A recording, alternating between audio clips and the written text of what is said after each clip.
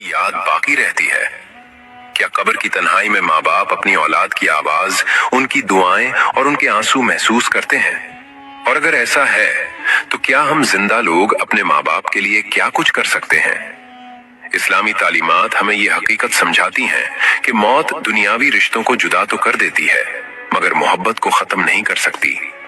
माँ बाप का दिल अपनी औलाद की मोहब्बत से कभी खाली नहीं होता, न दुनिया की जिंदगी में और न ही कब्र की खामोश तन्हाई में। फर्क सिर्फ इतना होता है कि वहां जबान खामोश हो जाती है, मगर एहसास जिंदा रहता है। नबी करीम सल्लल्लाहु अलैहि वसल्लम की हदीस मुबारका हमें बताती है कि जब इंसान इस दुनिया से रुखसत हो जाता है तो उसके अमाल का सिलसिला रुक जाता है, मगर तीन चीजें ऐसी हैं जो कब्र में भी उसके लिए रोशनी बनकर पहुंचती हैं: सदका जारिया, नफा देने वाला इल्म और नेक औलाद की दुआ। ये हदीस इस बात की गवाही है कि औलाद की दुआ कब्र की दीवारों को भी उबूर कर लेती है, और ये फायदा उसी वक्त मुमकिन होता है जब रिश्ता सिर्फ नाम का नहीं बल्कि दिल का हो, जब मोहब्बत मौत के बाद भी जिंदा रहे और औलाद की आह भरी दुआ माँ बाप के लिए सुकून का सबब बन जाए।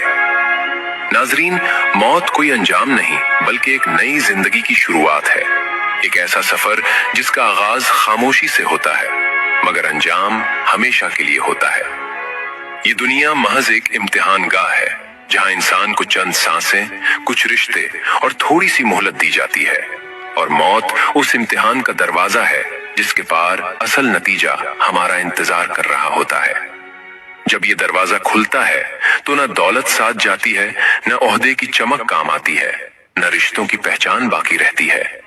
वहां सिर्फ आमाल बोलते हैं, वो आमाल जो हमने तन्हाई में किए, वो नेकियां जो दिखावे से पाक थीं, और वो गुनाह जो हमने ये समझकर किए कि कोई देख नहीं रहा।